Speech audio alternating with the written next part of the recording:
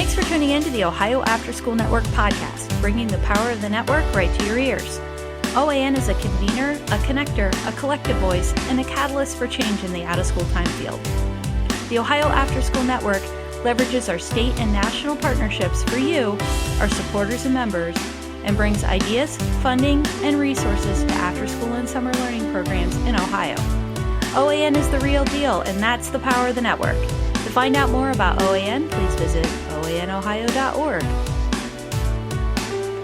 Hey everybody, it's Nichelle from the Ohio Afterschool Network. Thanks for listening today to the podcast, and be sure to follow OAN on Facebook, Twitter, and Instagram at Ohio Afterschool, or subscribe to our newsletter at oanohio.org.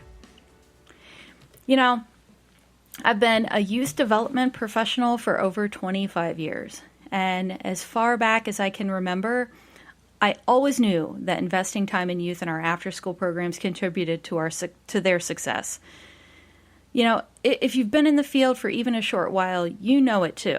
It always kind of looks like we're just hanging out with the kids in the cafeteria or playing in the gym to the outside observer.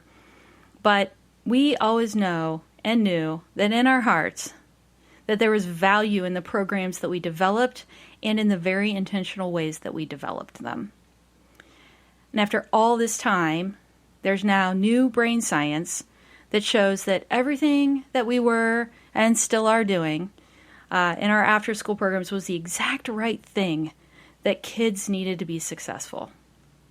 The science of learning and development, sometimes called SOLD, that tells us every kid has the potential to learn and grow, and with a positive environment that includes positive relationships and plenty of opportunities, just like a high-quality after-school program or summer learning program or other youth development program will provide, kids will reach their full potential and they will thrive and shine. Now, as people who work with kids, all of you out there are teachers, after-school providers, summer camp counselors, coaches, library staff, youth group leaders, tutors, mentors. Did I leave anybody out? We need to know and understand this brain science research that's coming out around learning and development, because what it does is reinforce and actually add legitimacy to the work that we do with youth in our programs every day. So this is really exciting. Today on the podcast, we're going to dive deep into the science of learning and development, the SOLD work. And joining us today on the show, I am thrilled to have researcher Deb Moroney from AIR. Deb specializes in bringing research and practice. She specializes in bridging research and practice, having worked as a staff member for out-of-school time programs early in her career. And today she's going to talk to us about the science of learning and development and what all of this research means for all of us, the champions of youth. So Deb, welcome to the show. Thanks so much for being on today. Thank you for having me. I think you may have beaten me in years in the field, but I think we're pretty close. I think I started when I was 2 or 3. I don't know. Yeah, right. I count the time when I was 14. I started when I was about the same age. I was a after-school professional working in Lancaster, Ohio at a YMCA, running an after-school program there. Working for Kathy Hamilton. Woohoo! Shout out to the Lancaster Y. That's when I started. That was a long time ago. But Deb, we're so excited to have you on today. Excited to hear about everything you've been doing. It's so important for our field. So I want to start with the first question, which is actually, what exactly is SOLD? Yeah, well, you did a great job summarizing it. I was wondering what I was going to have to talk about after that. Thank you.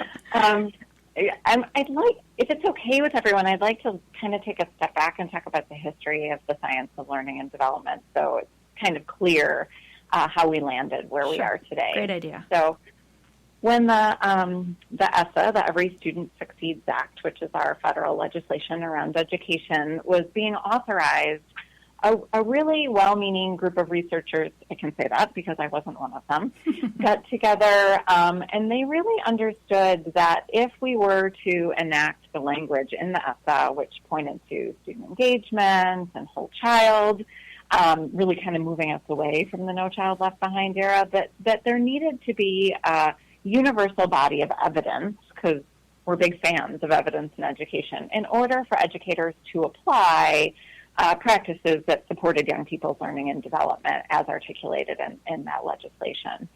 And those researchers were Learning Policy Institute, headed by Linda Darling Hammond, Turnaround for Children, led by Pam Cantor, the American Institutes for Research, led by my good colleague David Osher, and Todd Rose for Center for Individual Opportunity.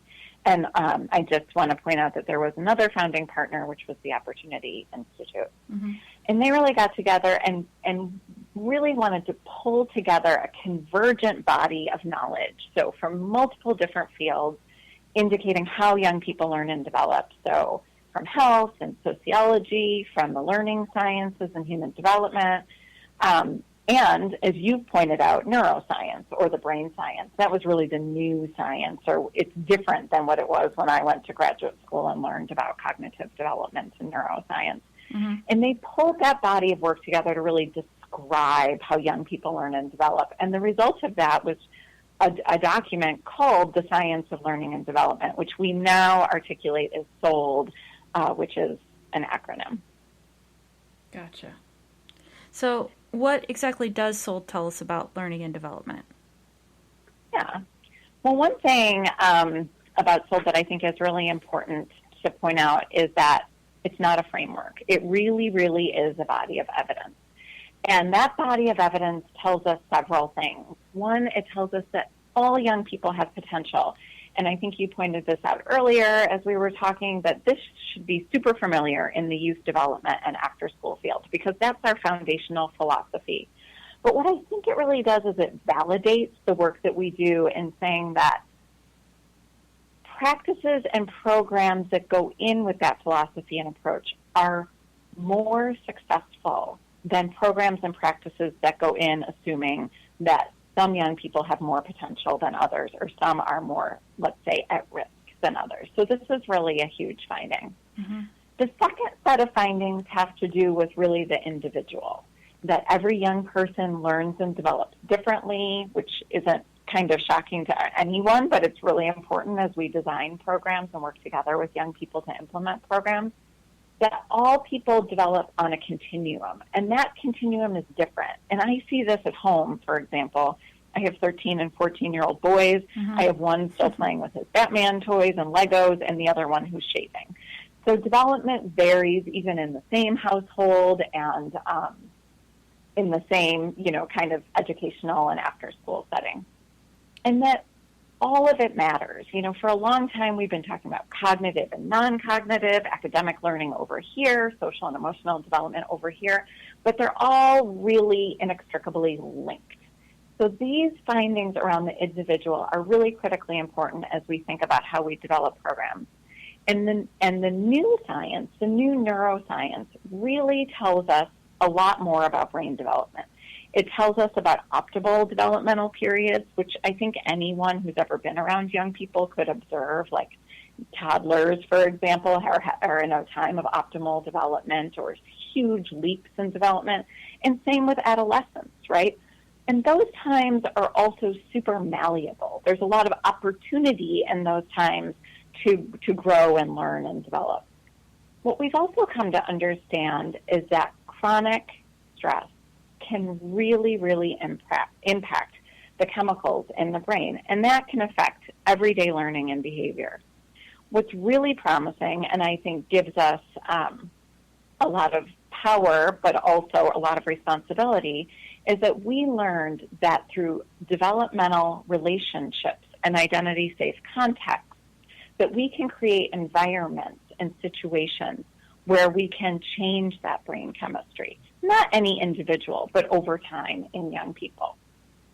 That's kind of the really short story to a really long paper. Yeah, and I think that the trauma and the stress is it's such a hot topic for after-school programs because, we know that they're aware of it. They're trying to combat it. There's a lot of training going on right now around trauma-responsive care. And I know even as recently as our conference just a couple weeks ago, we did like a 4-hour deep dive training into that. So I know that's on a lot of after-school program staff minds as they sort of look at that. So, Deb, from the after-school system and setting side of things, like I would say policy development and sort of creating that atmosphere that helps kids be successful, what's the takeaway from SOLD in relationship to that? Yeah, that's a great question. Well, first, and I alluded to this, relationships and settings really matter. Mm-hmm. I think from a policy perspective, what that means is that we have quality. We understand what program quality means. And after school, I think this validates that program quality is critically important. And it's a foundation, but that we have work to do in building on that foundation to really create identity-safe and developmentally rich environments for young people to thrive. And so I think that's the first thing that's really critically important. And I think you and I and probably all your listeners would agree, relationships are important. Mm-hmm. I mean, we've all benefited and probably found some challenges in relationships throughout our life. And it's kind of easy to check the box on that. But what the research tells us is that we have to be intentional about those relationships. And I'm advocating for really preparing staff and having those mutually respectful, developmentally rich relationships and not just assuming it comes naturally to everyone. Mm-hmm. I think the second thing, which you just alluded to that you're working on, which I think is really great, is acknowledging that trauma is a part of some participants' lives and really preparing staff both in their own practices to be responsive and also in creating networks, and this is where the networks do a really great job, in other services that might support young people in their families when they're in contexts and settings that are traumatic. Yeah. Wow. This is really great information. I'm wondering, looking at it from the after-school field, I'm sure that there are some opportunities and challenges for implementing all the lessons that we've learned from SOLD. You want to comment a little bit first on the challenges and then maybe on the opportunities? Sure. I think one of our challenges as a field is that we tend to do the youth work pivot. We take the next thing, mm-hmm. we take STEM, we take SEL, and we say, sure, we can do that. We're good at that. And I think when we do that, we kind of have a lot of confidence that we can do it without really getting the resources, support, or champions that we need to bolster our field.